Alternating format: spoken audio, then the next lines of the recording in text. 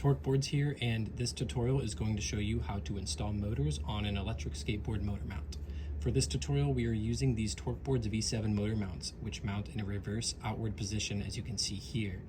This process can be different depending on what motor mounts you are using for your electric skateboard, but the idea and concept is fairly similar. So we'll be using the following parts here. We got 4 M4 washers and 4 M4 by 8mm socket cap bolts.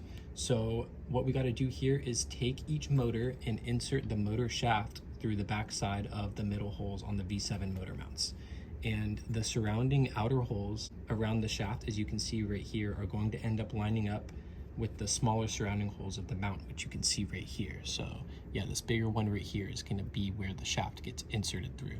So we will go ahead and slip the shaft through the back side right here. So now as we're holding the motor in place, we'll take the M4 bolts and washers and screw them into the bolt holes to secure the motors. Each bolt gets an M4 washer on the end to protect the mount from getting damaged from the bolt. So you just want to get it to look just like that before you screw the bolt in. And we're just going to be using a standard hex tool to screw this in. All right, and now we can repeat that process for the next 3 bolts. Okay, so now that we have all 4 bolts secured and screwed into place, we are good to go.